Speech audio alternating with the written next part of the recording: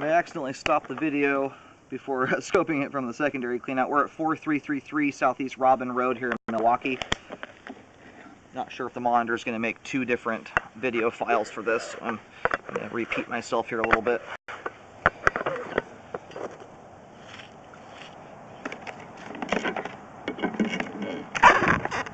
Anyway, we're out here in the front yard. This is 90 feet out from the first point of access, which is all the way back there, about 90 feet away from here. We have here out in the yard a 4-inch ABS clean out. So about the first 50 feet of this is going to be stuff we've already seen. And I am going to leave the line completely drained out at this point.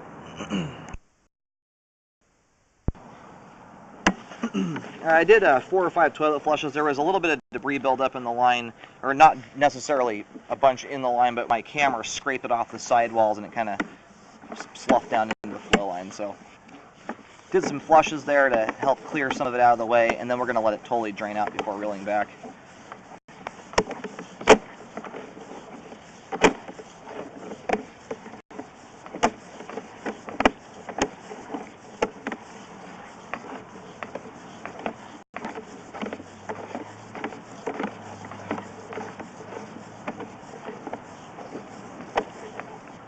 Where we stopped was just right up ahead here, right where the line dies down.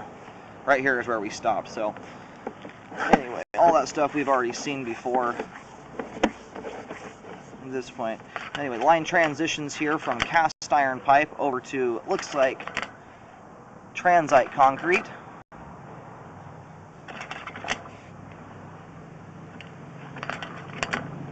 Trying to get my lens cleaned off here to help take a good look at this joint. Make sure there's no roots. I may have to look at that on the way back. And right here is where we hit the, this appears to be the main lateral connection.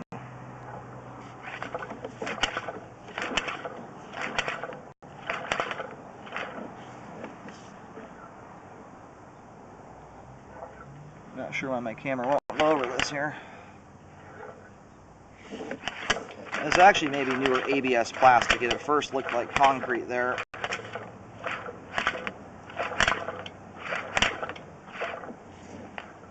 Well, we're going to let the line drain out totally here and see what's going on. There may be something, obviously something's restricting us from getting across this spot here. It looks like possibly a joint. Okay, I located the camera head when I had it right up against it. It looks like a joint has become offset here, and I think this is actually the connection to the main lateral that it's become offset from. Because I'm picking up a signal out there. It's a very hard spot to locate when the camera is sitting basically straight up and down here and kind of bent. It's kind of hard to explain unless you've used a camera and locator before, but I'm picking the signal up right in line with where the city's paint markings are and with the manhole cover. So I know we're right up against the main here, within probably 6 inches to a foot of it. I'm having a hard time getting a proper depth though, because the way that the camera's situated in there, I know where it's at, just can't get an exact depth and everything. So if any digging has to be done here, I do recommend having locates performed. I think our line should be almost drained out here. There's no more water moving through the clean out, so hopefully we can have a little bit better picture of what's going on here with no water in the way. But when I was right up against it here, I can see some black in color, which often is the rubber gasket between the joint.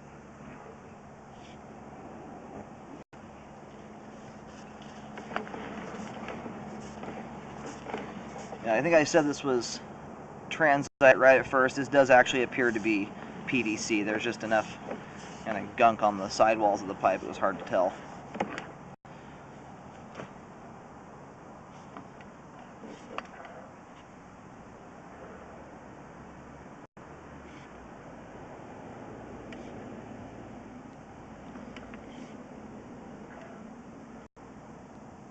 Unfortunately, no matter how we shake it here, we just do not have a great view of what is going on at this particular spot. Once you're back here, it's kind of difficult to make out what is going on down there. It looks like a joint has either separated or become offset, as best as I can tell here. It looks like I'm seeing rubber gasket. I'm not seeing a lot of debris build up at this location. I think, for the most part, everything's shooting over the top of that without issue. The problem is, like, what I can't tell is if this joint here is opened up to the ground or not. But anyway, I have this spot marked with a white X out in the street. Let's say we, the first 50 feet, so in total here, we've gone out about 148 feet plus. So it's about 165 foot long line in total. I'm going to write the report as if I scoped it all from the first clean out, just so it's not confusing. But anyway, I do recommend showing the video to the city, as this is out in the street. This is our best view of that right now. You just don't get a clear look at anything once you're down into it. But you can see how there's water collecting there. It looks like some settling has occurred, or an offset or separation. One of those things has happened here. I just can't tell if it's wide open to the ground. Not a spot to dig there, just to give an idea of where that's situated at.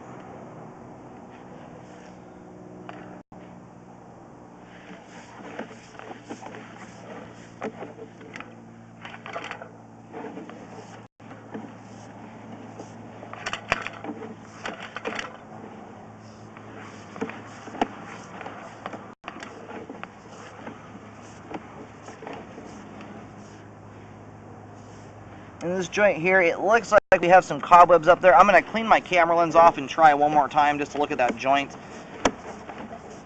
That's my biggest issue, is I just can't keep this lens totally clean enough to see all the detail in there.